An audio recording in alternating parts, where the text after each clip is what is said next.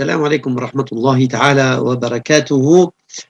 Brièvement, aujourd'hui, nous allons parler de Zakat al-Mal. Alors, Zakat al-Mal est un pilier de l'islam, c'est le troisième pilier de l'islam, et c'est un élément important de la pratique musulmane. Et c'est, comme il est défini, c'est l'argent qu'on prenne de la richesse des riches pour la reverser aux pauvres et nécessiteux. Donc, cette zakat a un sens important de solidarité entre les gens et d'entraide, et favorise l'amour et la fraternité, et aussi la protection des biens. Cette notion de partage est importante. Alors, zakat, le terme en arabe a deux sens. Zakat qui veut dire purifier son argent, purifier ses biens, en y puisant une partie et en la reversant aux autres, mais aussi fructifier et développer c'est un noumou, c'est-à-dire que le fait de donner cet argent à d'autres permet en fait de mettre de la bénédiction, de la baraka, et que cet argent devient pur et fructifiant.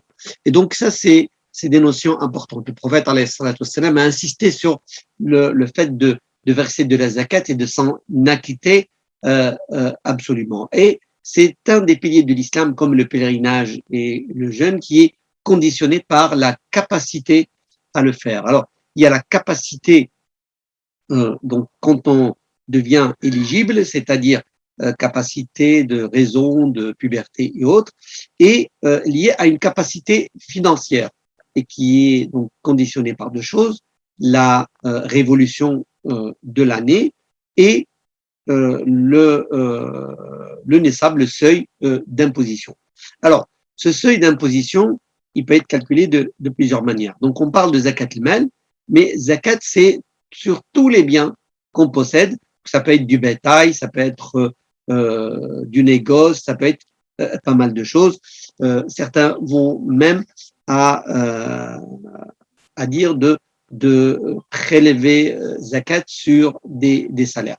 Mais restons dans zakat al-mal qui nous concerne aujourd'hui principalement, puisque on est dans le début de l'année de l'hégire, donc le mois de Muharram, et la plupart du temps, les gens traditionnellement donnent zakat sur l'argent, à ce moment-là. Alors, donc, zakat al-mal, comment elle se calcule? Donc, la première chose, c'est 2,5% sur le capital, sur le montant de l'épargne qu'on a quand elle dépasse le seuil imposable. Calculer le seuil imposable, il y a deux façons de le faire. La première, c'est d'être indexé sur l'or, donc sur 85 grammes d'or, ou sur l'argent, 595 grammes d'argent. Alors, à l'époque du prophète alayhi salatu wassalam, ces deux montants étaient à peu près équivalents. Et qu'est-ce qu'ils définissaient, les 595 grammes d'argent ou 85 grammes d'or? Eh bien, définissaient en fait la notion de richesse, puisque cette zakat est prélevée sur les riches pour la redonner aux pauvres. Donc la notion de richesse est la finalité et la notion sur laquelle on se base. En France, les conseils théologiques musulmans, ou en Europe, le Conseil européen de la fatwa et de la recherche, demandent de l'indexation sur l'or. Pourquoi? Parce que l'or donne une valeur qu'on considère où la personne est riche.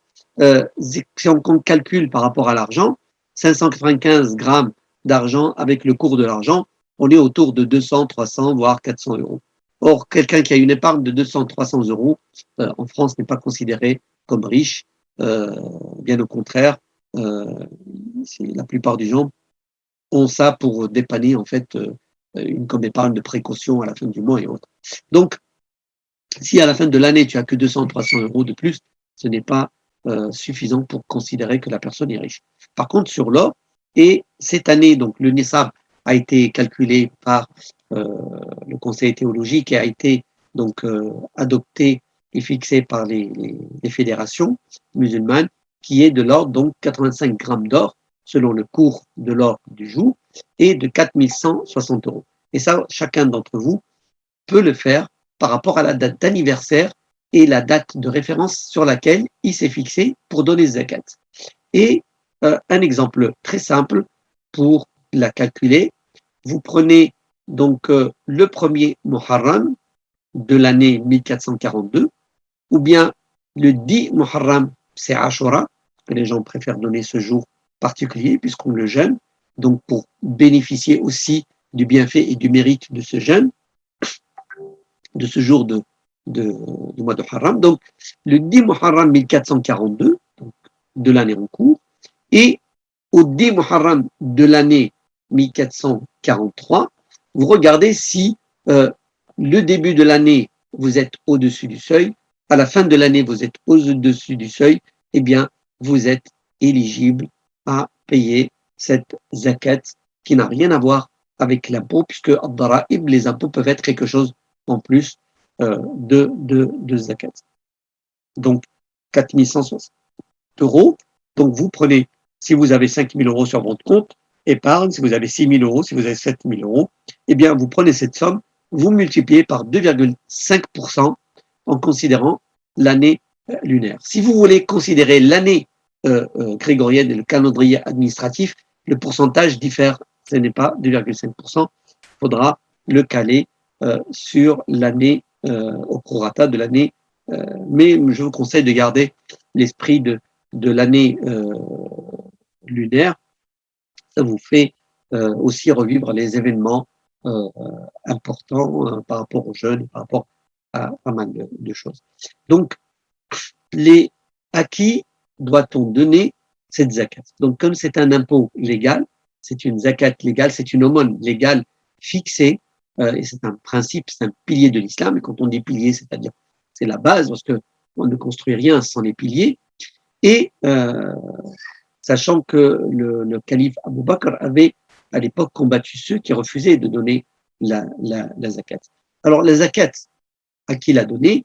Donc le verset du Coran précise les 8 catégories de personnes qui peuvent bénéficier de la zakat, les nécessiteux, les pauvres, les personnes nouvellement qui ont nouvellement embrassé l'islam, les gens qui collectent la zakat, les personnes en voyage et qui n'ont pas de ressources, même s'ils sont riches dans leur pays, qui se retrouvent en difficulté, les endettés, les personnes endettées, et le wafi sabilillah est sur tous les chemins, tous les voies de biens qui mènent vers Dieu. Donc le verset dit إنما الصدقات للفقراء والمساكين والعاملين عليها والمؤلفة قلوبهم وفي الرقاب, donc les esclaves, وفي سبيل الله وابن السبيل والغارمين وفي سبيل الله وابن السبيل. Donc ces 8 voies sont les voies dans lesquelles on peut verser et donner sa zakat. Alors on peut la donner personnellement quand on connaît les personnes nécessiteuses qui ont besoin, qui sont pauvres, qui ont besoin de ces sous, ou des gens qui sont endettés et qui ont besoin de sous, et qui ont besoin d'aide. Donc vous pouvez leur donner directement. Si vous ne savez pas, vous pouvez les donner aux associations qui peuvent eux les collecter comme collecteurs et qui peuvent les reverser justement dans les mêmes voies, puisqu'ils connaissent beaucoup plus de monde dans les mosquées et dans les fédérations. Et donc Musulmans de France fait partie donc de ceux qui collectent zakat, le secours islamique, appel humanitaire et autres, beaucoup d'associations donc collectent vos propres mosquées peut-être dans votre quartier, collectent zakat, demandez-leur et rapprochez-vous d'eux. Mais ne laissez pas cumuler les zakats des années en années, parce que vous restez toujours redevable par rapport à cet aspect des choses. Donc, elle est exigible dès le moment, donc dès le jour anniversaire, vous devez le calculer et la sortir. Elle reste une dette dont vous devez vous acquitter. Voilà, donc c'est assez simple à calculer. Il y a beaucoup de questions qui se posent. Donc, je vous invite à appeler Dar al-Fatwa ou à consulter le site du Conseil européen de la Fatwa et des recherches, et où vous aurez les réponses concernant le comment résoudre certaines problématiques, par exemple le cumul de zakat, et on aura peut-être l'occasion dans d'autres vidéos d'aborder cette problématique. Aujourd'hui, c'est pour tout simplement rappeler ce pilier de l'islam et vous donner la valeur exacte de Nisab pour cette année de 1443 pour ceux qui donnent zakat. Qu'Allah subhanahu wa ta'ala purifie votre argent, accepte vos aumônes et vous la compte parmi les bienfaits et vous récompense en ce sens. Assalamu alaikum wa rahmatullahi ta'ala wa barakatuh.